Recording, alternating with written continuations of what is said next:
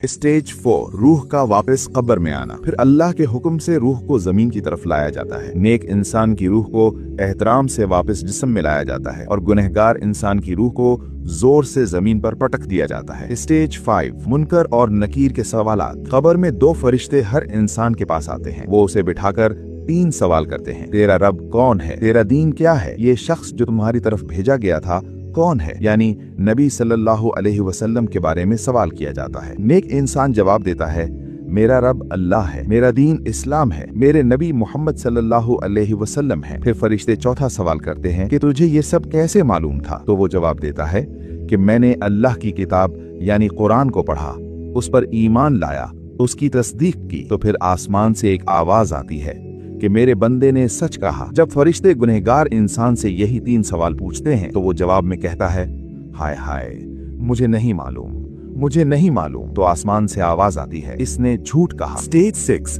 कब्र का वसी या तंग होना। नेक इंसान जब सवालों के जवाब देने में कामयाब हो जाता है तो उसके लिए जन्नत का बिस्तर बिछा दिया जाता है, उसे जन्नत का लिबास पहनाया जाता है, उसके लिए जन्नत का एक दरवाजा खोल दिया जाता है जहां से कयामत तक उसे जन्नत की हवाएं और खुशबुएं आती रहती हैं और उसकी कब्र को ताहद निगाह वसी कर दिया जाता है। जब गुनाहगार इंसान सवालों के जवाब देने में नाकाम होता है तो उसके लिए जहन्नुम का बिस्तर बिछा दिया जाता है, उसे जहन्नुम का लिबास पहनाया जाता है, उसके लिए जहन्नुम का दरवाजा खोल दिया जाता है जहां से तपिश और जहरीली हवाएं आती रहती हैं और उसकी कब्र को तंग कर दिया जाता है, यहाँ तक कि उसकी पसलियां इधर से उधर जुड़ जाती हैं। एक अंधा गूंगा फरिश्ता आता है जो उसे लोहे के गुर्ज मारता है और 99 अजदहे उस पर मुसल्लत कर दिए जाते हैं और कयामत तक यही चलता रहता है। स्टेज 7 आमाल का इंसान की शक्ल में आना। नेक इंसान के पास खूबसूरत और खुशबू वाला आदमी आता है। ये पूछता है कि तुम कौन हो?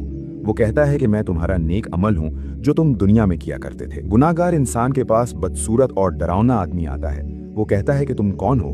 तो जवाब आता है कि मैं तुम्हारा बुरा अमल हूँ जो तुम दुनिया में किया करते थे। इसीलिए नबी सल्लल्लाहु अलैहि वसल्लम ने फरमाया कि जो मर गया उसकी कयामत कायम हो गई।